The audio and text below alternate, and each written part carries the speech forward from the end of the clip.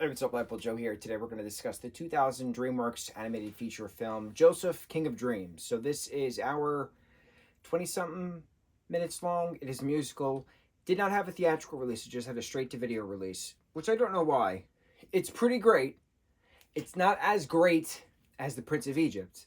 Prince of Egypt was top-tier DreamWorks and musicals, so I don't think it can compare to that. Now, there's a common misconception or misdemeanor, whatever the word is, that when you hear Joseph, right, and it's referencing the Bible, Joseph, right?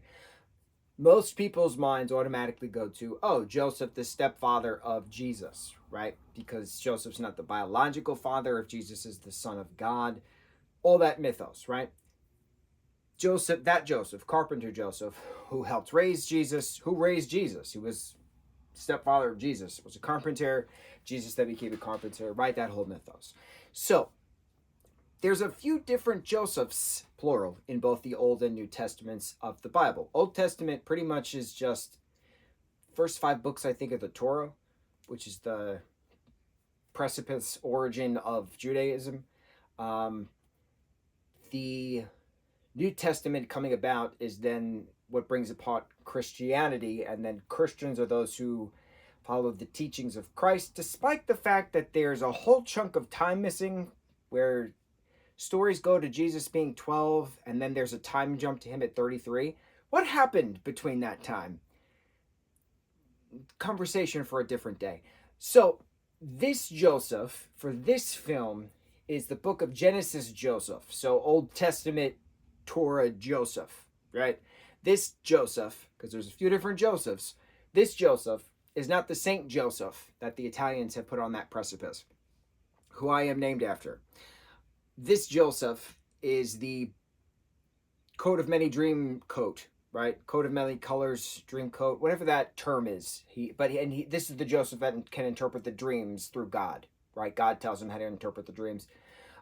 He's basically a clairvoyant. So it's very interesting having this dream interpreter story being put together via a musical. So I thought it was well handled within regards to that. Of course, I can't say real story, but the origin mythos story before its many rewrites is way more adult and violent compared to the kiddie version that we got. So like the precipices, he's born of Rachel and his father. Rachel is the new wife of his father. And so he has 12 older brothers from a different mother. So he's their half brother, but he's a miracle baby because Rachel was supposed to be barren, and then all of a sudden here comes Joseph, and then like he's been, he was taught to read and write and study when his brother's supposed to do the field work, things of that nature. So his brothers got jealous, and then they sold him for 20 silver pieces into slavery, and then he became a slave in Egypt to the royalty of the pharaoh within the palace. And so eventually someone tried to get frisky with him, and then because he denied the advances, he was then sent to prison, obviously, because that's how slavery works. And so questioning God and, why is this happening to me, and what's the point of seeing these things and stuff, right? General clairvoyant, why? Just a general screaming, why? What's the point? Why? So it was nice seeing this type of story come about. It's nice seeing this type of story just carrying through. I thought it was well put together, going into Pharaoh's dreams, talking about how there's going to be 7 years of prosperity and then 7 years of starvation, so we need to prep for it. Pharaoh trusting him, making him part of the high court. He's just a step right under Pharaoh. He then marries, he has 2 kids, and then the brothers come from Canaan asking for grain because they are starving, their families are starving, and they are currently in that starvation that Joseph did predict.